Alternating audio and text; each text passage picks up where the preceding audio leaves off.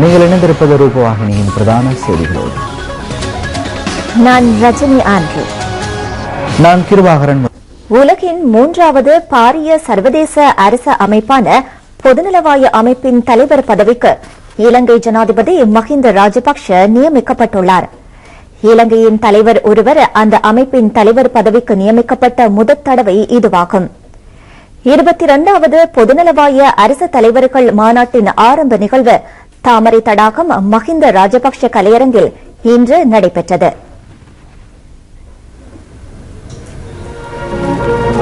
பொதுநலவாய அரச தலைவர்கள் மாநாட்டிற்கு 53 நாடுகளின் பிரதிநிதிகள் கலந்து கொண்டனர். வைபவத்திற்கு வருகை தந்த அரச ராஜதந்திரிகளை இலங்கை ஜனாதிபதி மஹிந்த ராஜபக்ச, அவரது பாரியார் மற்றும் பொதுநலவாய அமைப்பின் செயலாளர் நாயகம் கமலேஷ் சர்மா ஆகியோர் வரவேற்றனர்.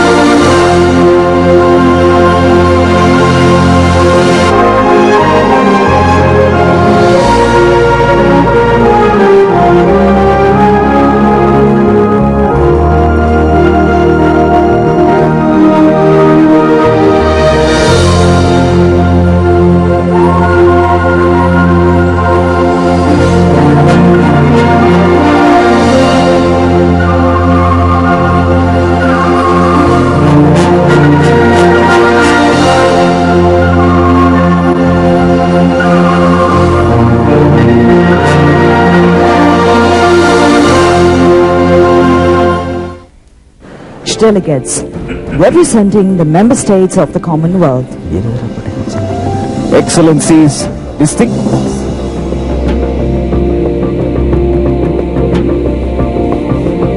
the Honorable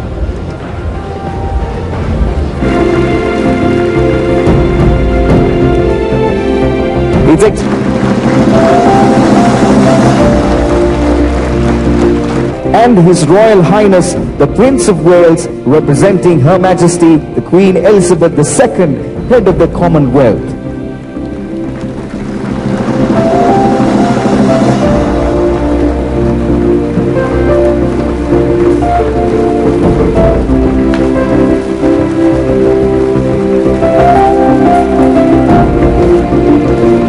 please remain standing for the national anthem of the Democratic Socialist Republic of Sri Lanka. இலங்கையின் தேசிய கீதம் இசைக்கப்பட்ட பின்னர் வைபவம் உத்தியோகபூர்வமாக ஆரம்பமானது.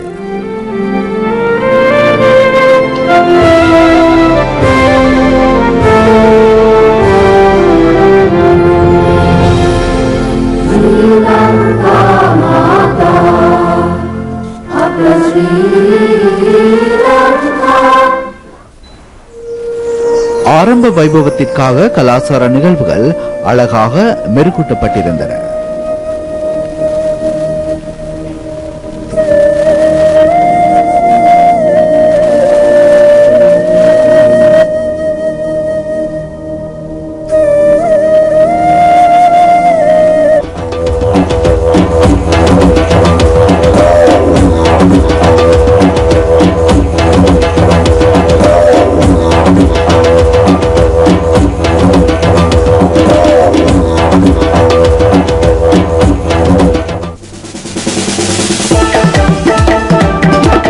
பொதுநலவாய உறுப்பு நாடுகளின் மனித வளங்களை மேம்படுத்துவதன் மூலம் அர்த்தமுள்ள அபிவிருத்தி அடைய முடியும் என்று மாநாட்டின் ஆரம்ப உரை நிகழ்த்திய ஜனாதிபதி மஹிந்த ராஜபக்ச சுட்டிக்காட்டினார். பிரிட்டன் முடிக்குரிய இளவரசர் சார்ல்ஸ் 22வது அரச தலைவர்கள் மாநாடு ஆரம்பமானதாக உத்தியோகபூர்வமாக பிரகடனப்படுத்தினார். to declare open this meeting of Commonwealth Heads of Government.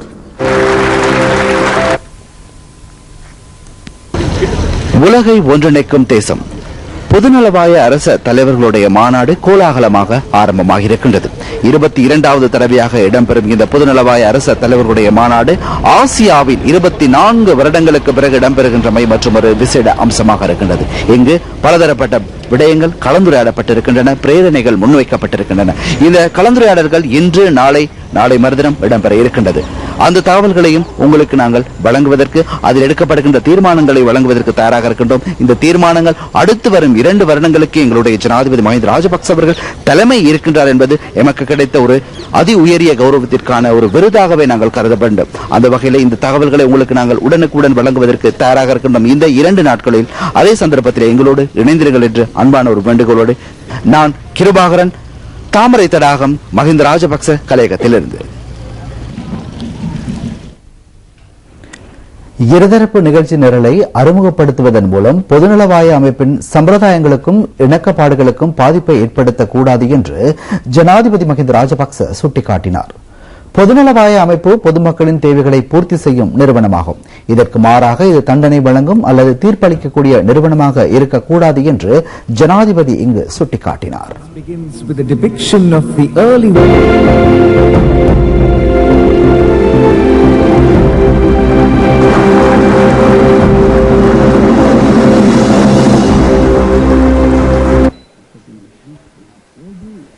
ஜனாதிபதி மஹிந்த ராஜபக்ச பொதுநலவாய அமைப்பின் அரசு தலைவர்கள் மாநாட்டில் பிரதான உரையை நிகழ்த்தி இந்த விடயங்களை குறிப்பிட்டார். அவர் தொடர்ந்தும் அங்கு உரையாற்றுகையில், பயங்கரவாத சாபக்கேடு காரணமாக சுமார் 3 தசாப்த காலம் எனது மக்கள் துன்பங்களை அனுபவித்தனர். இலங்கை தற்போது அமைதி, ஸ்திரத்தன்மை மற்றும் புதிய பொருளாதார பிரவேசத்துடன் புதிய யுகத்தில் பிரவேசித்துக் கொண்டிருக்கின்றது. உயர்தன்மை, மனித உரிமை, அதாவது வாழ்வதற்கான உரிமைகள் உறுதி செய்யப்பட்டுள்ளன. கடந்த 4 வருட கால பகுதியில் இலங்கையில் எங்காவது ஓரிடத்தில் பயங்கரவாதம் தொடர்பான எந்தவித சம்பவமும் இடம்பெறவில்லை என்றும் ஜனாதிபதி கூறினார். பொதுநலவாய அமைப்பில் பொருளாதாரத்திற்கு முக்கியத்துவம் வழங்கப்பட்டிருந்த போதிலும் அங்கத்துவ நாடுகளின் பெருமதிமிக்க சொத்து பொதுமக்களே என்பதை மறந்துவிடக் கூடாது என்றும் ஜனாதிபதி கூறினார். மனித வளத்தை மேம்படுத்துவதன் மூலம் நாடுகளின் அர்த்தமிக்க அபிவிருத்திக்கு வழி ஏற்படும். அங்கத்துவ நாடுகளின் மக்களின் மத்தியில் தொடர்புகளை மேம்படுத்துவதை போன்று பொதுநலவாய அமைப்பின் நோக்கத்தை மக்கள் சமூகத்தின் மத்தியில் முன்னெடுப்பது முக்கியமானதாகும். Guard against bilateral agendas being introduced into the organization. அபிவிருத்தி இலக்கை பூர்த்தி செய்யும் பொழுது பொதுநலவாய அமைப்பு அடைந்துள்ள வெற்றியை இம்முறை மாநாட்டில் மதிப்பீடு செய்ய முடியும் என்று ஜனாதிபதி சுட்டிக்காட்டினார். அங்கத்துவ நாடுகளுக்கு அமைவான நிறுவனமாக தொடர்ந்தும் முன்னெடுக்கப்பட வேண்டுமாயின் பொதுநலவாய அமைப்பு அதன் மக்களின் தேவைகளுக்கு பதில் அளிக்கும் போது ஆழமாக சிந்திக்க வேண்டும். இதேபோன்று பொதுநலவாய அமைப்பு தண்டனை வழங்கக்கூடிய அல்லது தீர்ப்பளிக்கக்கூடிய நிறுவனமாக இருக்கக்கூடாது. இருதரப்பு நிகழ்ச்சி நிரலை இங்கு அறிமுகப்படுத்தி பொதுநலவாய அமைப்பின் சம்பிரதாயங்கள் மற்றும் உடன்பாடுகளுக்கு பாதிப்பை ஏற்படுத்தக்கூடாது. அங்கத்துவ நாடுகளின் இணக்கப்பாடு ஒருவருக்கொருவர் உதவுவதன் மூலம் கட்டியெழுப்பப்படும் புரிந்துணர்வின் அடிப்படையிலே அமைந்துள்ளது என்றும் ஜனாதிபதி கூறினார். Faults of others, or what they have done or not done.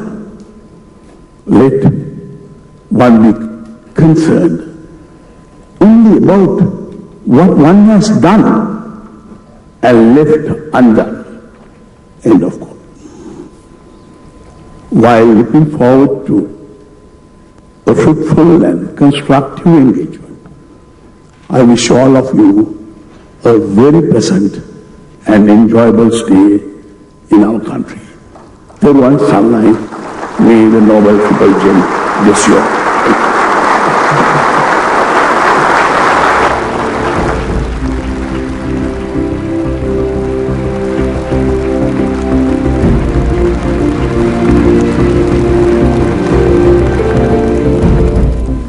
A story of Sri Lanka's history, folk. இம்முறை பொதுநலவாய அமைப்பின் அரசு தலைவர்கள் மாநாடு உலகை மாற்றக்கூடியதாக அமைந்துள்ளதென்று பொதுநலவாய அமைப்பின் முன்னாள் தலைவர் ஆஸ்திரேலிய பிரதமர் டோனி அபோட் தெரிவித்துள்ளார். மாநாட்டை பொறுப்பேற்று நடத்துவதன் மூலம் ஜனநாயக மற்றும் சுதந்திரத்தை பாதுகாப்பதற்காக இலங்கை கொண்டுள்ள அர்ப்பணிப்பு வெளிப்பட்டிருப்பதாக ஆஸ்திரேலிய பிரதமர் குறிப்பிட்டார்.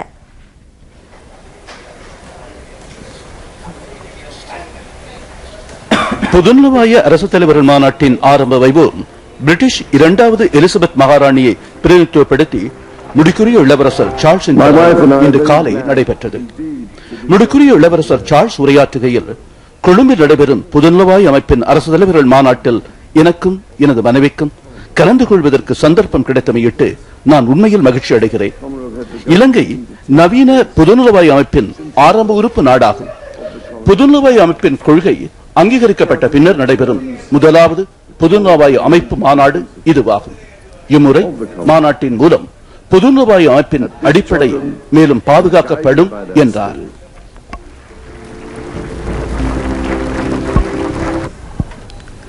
இங்கு ஆரம்ப உரை நிகழ்த்திய ஆஸ்திரேலிய பிரதமர் டோனி அபோட், பழைய நண்பரை விலக்கிக் கொண்டு புதிய நண்பர்களை ஏற்படுத்திக் கொள்வது அல்ல, பொதுநலவாய அமைப்பிற்கு எதிர்வரும் 2 வருட காலப்பகுதிக்காக தலைவராக பொறுப்பேற்று நடத்தும் நாடாகவும் இலங்கையை நான் ஏற்றுக்கொள்கின்றேன். இந்த நாடு பல சுமைகளுக்கு மத்தியில் தலை நிமிர்ந்திருக்கின்றது. அமைதியுடன் சுதந்திரம் மற்றும் சௌபாக்கியம் ஏற்பட்டுள்ளது. இதனை மதிப்பிடுவதற்கும் பாராட்டுவதற்கும் எமக்கு சந்தர்ப்பம் உண்டு. பொதுநலவாய அமைப்பை பொறுப்பேற்று நடத்துவதன் மூலம் ஜனநாயகத்திற்காக உள்ள அர்ப்பணிப்பும் சட்டத்தை மதிக்கும் தன்மையும் வெளிப்பட்டுள்ளது. சட்ட நடைமுறை நேற்றிலும் பார்க்க இன்று சிறந்ததாக உள்ளது. நாளை இன்றிலும் பார்க்க சிறப்பாக அமையும். எனது நண்பர்களே, இம்முறை பொதுநலவாய மாநாடு உலகில் அனைவர் மத்தியிலும் மாற்றத்தை ஏற்படுத்திய ஒன்றாக இருக்கின்றது.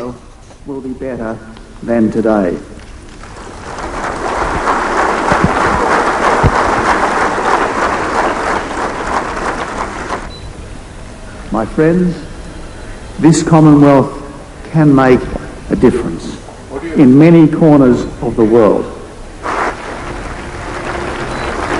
பொதுநலவாய அமைப்பின் மிகவும் பழமை வாய்ந்த உறுப்பு நாடான இலங்கைக்கு உள்ள அர்ப்பணிப்பும் வலிமையும் வெளிப்படுத்தப்பட்டிருப்பதாக பொதுநலவாய அமைப்பின் செயலாளர் நாயகம் கமலேஷ் சர்மா தெரிவித்துள்ளார். அவர் மேலும் உரையாற்றுகையில், ஆசிய நாடொன்றில் பொதுநலவாய அமைப்பு மாநாடு மீண்டும் இடம்பெறுவது சிறந்ததாகும். இலங்கை அரசாங்கத்திற்கும் பொதுமக்களுக்கும் அவர்கள் அன்புடன் ஆர்வத்துடன் வரவேற்புகளை மேற்கொண்டதையிட்டு நாம் நன்றி தெரிவிக்கின்றோம். உலகளாவிய ரீதியில் பொதுநலவாய அமைப்பின் மிகவும் பழமை வாய்ந்த உறுப்பு நாடான இலங்கை இது தொடர்பில் உள்ள அர்ப்பணிப்பும் வலிமையும் வெளிக்காட்டியுள்ளது. பொதுநலவாய அமைப்பின் தலைமை பொறுப்பை பொறுப்பேற்றதன் மூலம் அதன் தலைமைத்துவம் மற்றும் பொறுப்பு தொடர்பிலான நற்பண்புகள் உறுதி செய்யப்பட்டுள்ளன என்றார். Commonwealth family. That involvement now intensifies as the Commonwealth entrusts to Sri Lanka the leadership role and responsibility of serving as chair in office. Bahumai Stuti, Romba Nandri, thank you very much.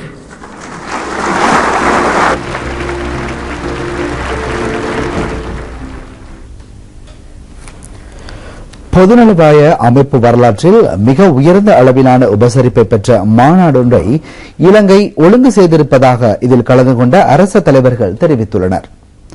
Bandaranaike ஞாபகார்த்த சர்வதேச மாநாட்டு மண்டபத்தில் இன்று நடைபெற்ற நிறைவேற்று மாநாட்டில் அரச தலைவர்கள் ஜனாதிபதியிடம் இதனை தெரிவித்தனர்.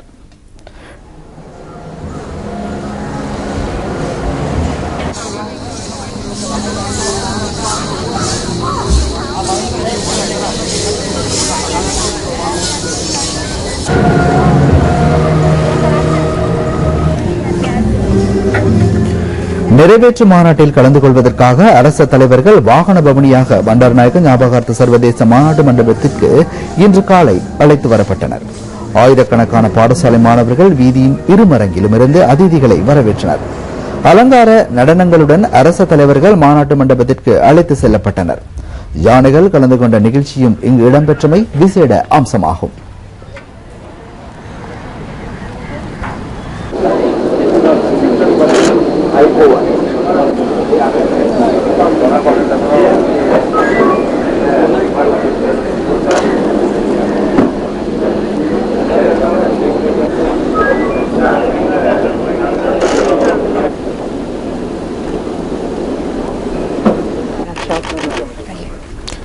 இதேவேளை இங்கு 2 நிறைவேற்றப்பட்ட அமர்வுகள் பண்டாரநாயக்க ஞாபகார்த்த சர்வதேச மாநாட்டு மண்டபத்தில் நிறைவடைந்தன. பொதுநலவாய அங்கத்துவ நாடுகளுடன் தொடர்புபட்ட முக்கிய பிரச்சினைகள் தொடர்பாகவும் கலந்துரையாடப்பட்டன. சகல நாடுகளும் இணைந்து இதற்கு தீர்வு காண வேண்டும் என்று வலியுறுத்தப்பட்டது. ஜனாதிபதி மஹிந்த ராஜபக்ச உட்பட பொதுநலவாய அமைப்பின் செயலாளர் நாயகம் கமலேஷ் சர்மா ஆகியோரும் இதில் கலந்து கொண்டார்கள்.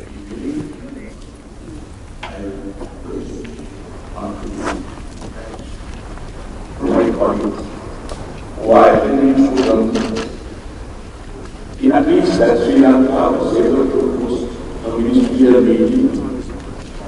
During our meeting, we also have a chance to discuss. பொதுநலவாய அமைப்பின் அரசு தலைவர்கள் மாநாட்டிற்கு அமைவாக ஏற்பாடு செய்யப்பட்டுள்ள ரிஃப்ளெக்ஷன் ஆஃப் ஸ்ரீலங்கா கண்காட்சியின் 3வது நாள் இன்றாகும்.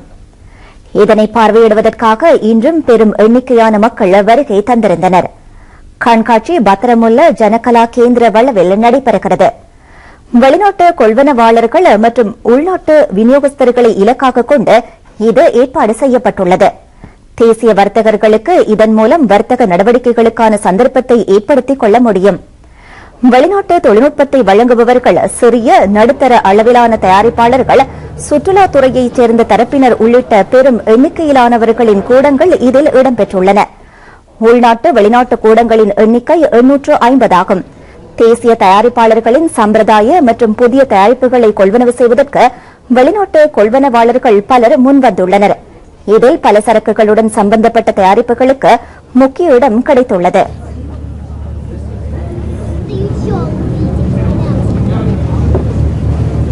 இலங்கையின் மக்கள் வாழ்க்கை மற்றும் வாழ்வாதாரங்களை வெளிப்படுத்தும் வகையில் ஏற்பாடு செய்யப்பட்ட அபேகம என்ற கிராமம் பத்திரமுல்ல ஜனகலா கேந்திர வளவில் அமைக்கப்பட்டுள்ளது. இது பழமை வாய்ந்த கிராம தலைவர்கள் மற்றும் சிற்ப கலைஞர்களினால் ஏற்பாடு செய்யப்பட்டுள்ளது. பெரும் எண்ணிக்கையான மக்கள் இன்று இதனை பார்வையிட்டார்கள். அபேகம பொருளாதார அபிவிருத்தி அமைச்சர் பசில் ராஜபக்சவின் தொலைநோக்கு சிந்தனையின் கீழ் உருவானதாகும். கண்காட்சி எதிர்வரும் 17ஆம் தேதி வரை நடைபெறவுள்ளது. பொதுநலவாய அமைப்பின் இளைஞர் பேரவை பிரேரணை அரச தலைவர்களிடம் கையளிக்கப்பட்டுள்ளது. ஜனாதிபதி மஹிந்த ராஜபக்ச தலைமையிலான அரச தலைவர்கள் பண்டாரநாயக ஞாபகார்த்த சர்வதேச மண்டப வளவில் இன்று சந்தித்த வேளையில் இளைஞர் பேரவை பிரதிநிதிகள் இந்த பிரேரணையை கையளித்தனர். பொதுநலவாய அமைப்பின் இளைஞர் பேரவையின் கூட்டத்தொடர் அம்பாந்தோட்டை மாகம் ரகுணபுர சர்வதேச மாநாட்டு மண்டபத்தில் கடந்த 10ஆம் தேதி ஆரம்பமானது. இலங்கை பிரதிநிதிகள் 25 பேர் அடங்கலாக 52 நாடுகளைச் சேர்ந்த இளைஞர் பிரதிநிதிகள் 106 பேர் இதில் கலந்து கொண்டார்கள். ஆண் பெண் சமத்துவம், இளைஞர் தொழில் தன்மை, பாலியல் மற்றும் சுகாதார உரிமை உள்ளிட்ட பல தலைப்புகளில் பேச்சுவார்த்தைகள் நடத்தப்பட்டன. முதல் முறையாக இளைஞர் பேரவை யாப்பு ஒன்று நிறைவேற்றப்பட்டுள்ளது. வாக்களிப்பின் போது 2 தலைவர் பதவிகள் அடங்கலாக 4 பதவிகள் இலங்கைக்கு கிடைத்தன. இளைஞர் பேரவையின் இறுதி கூட்டத்தொடர் நேற்று நடைபெற்றது. நிறைவேற்றப்பட்ட ஆலோசனைகள் மற்றும் பிரேரணைகள் அரசு தலைவர்களிடம் இன்று கையளிக்கப்பட்டன.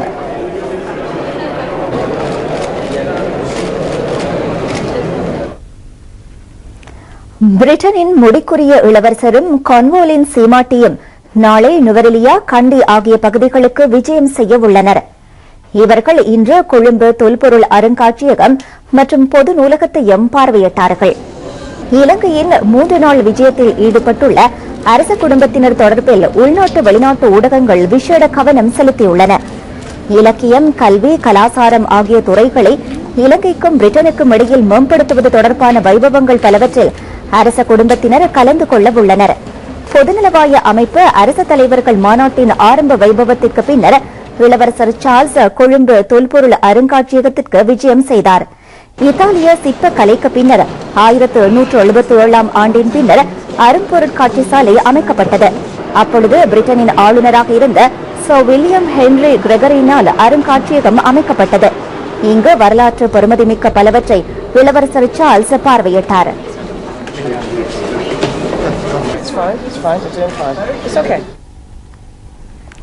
இளவரசர் சார்ல்ஸ் கொழும்பு பொது நூலகத்தில் இன்று மாலை நடைபெற்ற இலக்கிய வைபவத்தில் கலந்து கொண்டார். கொழும்பு மாநகர முதல்வர் AJM முசாமில் இவர்களை வரவேற்றார். பாடசாலை மாணவர்களின் தயாரிப்புகள் இவர்களது பாராட்டிற்கு உள்ளானது. ஜனாதிபதி மஹிந்த ராஜபக்ச பொதுநலவாய அமைப்பின் அரச தலைவர்கள் மாநாட்டின் தலைவர் பதவிக்கு நியமிக்கப்பட்டமை இலங்கை பெற்ற கௌரவமாகும் என்று ஆஸ்திரேலிய வெளிநாட்டு அலுவல்கள் அமைச்சர் ஜூலி பிஷப் தெரிவித்துள்ளார். இது நாட்டிற்கு கிடைக்கும் விசேட வரப்பிரசாதமாகும் என்றும் வெளிநாட்டு அலுவல்கள் அமைச்சர் தெரிவித்துள்ளார். ஆஸ்திரேலிய வெளிநாட்டு அலுவல்கள் அமைச்சர் இன்று காலை தேசிய தொலைக்காட்சியில் இடம்பெற்ற விசேட நேர்காணலில் கலந்து கொண்ட போது இதனை தெரிவித்தார். ஆஸ்திரேலிய வெளிநாட்டு அலுவல்கள் அமைச்சர் திருமதி ஜூலி பிஷப் தொடர்ந்து கருத்து வெளியிடுகையில் பொதுநலவாய அமைப்பின் தலைமைத்துவ பொறுப்பு நாடொன்றுக்கு கிடைப்பது விசேட கௌரவமாகும். இது ஜனாதிபதி மஹிந்த ராஜபக்சவிற்கு கிடைத்த விசேட கௌரவமாகும். தலைமைத்துவ பொறுப்பு ஆஸ்திரேலிய பிரதமர் டொனி அப்ரோடினால் கையளிக்கப்பட்டது. தலைமைத்துவ பொறுப்பு இது கௌரவத்தை போன்று விசேட வரப்பிரசாதமாக நாம் கருத வேண்டும். பொதுநலவாய அமைப்பின் சகோதர நாடுகள் இலங்கைக்கு ஆதரவு தெரிவித்தன. சில நாடுகள் இலங்கை தொடர்பாக கவனம் செலுத்தியுள்ளன. இதை போன்று சில அரச தலைவர்கள் இங்கு வரவில்லை. இருப்பினும் ஆஸ்திரேலியாவின் நிலைப்பாடு என்னவெனில் இலங்கையுடன் மிகவும் நெருக்கமடைய வேண்டும் என்பதாகும். நாம் இலங்கைக்கு பாடம் ஒன்றை கற்பிக்கவோ அல்லது அந்த நாட்டை தனிமைப்படுத்தவோ தேவையில்லை என்று அவர் மேலும் தெரிவித்தார். have supported you, and there are 53 nations in the Commonwealth, so that is a vote of support. பொதுநலவாய அமைப்பின் அரச தலைவர்கள் மாநாட்டுக்கு வருகை தந்துள்ள அரச தலைவர்கள் ஜனாதிபதி மஹிந்த ராஜபக்சவை சந்தித்துள்ளனர். இந்த சந்திப்பு அலரி மாளிகையில் இடம்பெற்றது.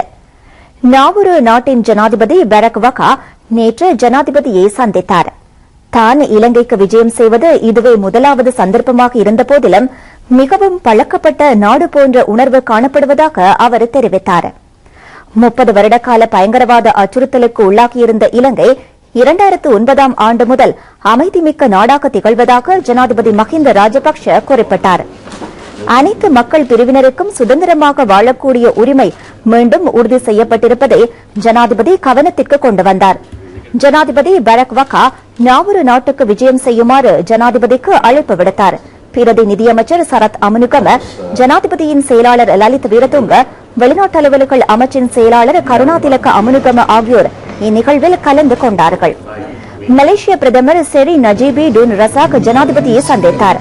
வேகமாக அபிவிருத்தி அடைந்து வரும் இலங்கையின் சுற்றுலாத்துறை தொடர்பில் இரு நாட்டு தலைவர்களும் கவனம் செலுத்தியதுடன் வர்த்தக தொடர்புகளை விரிவுபடுத்துவது குறித்தும் பேச்சுவார்த்தை நடத்தினர். இத்துடன் ரூபாயினியின் பிரதான செய்திகள் நிறைவு பெறுகின்றன.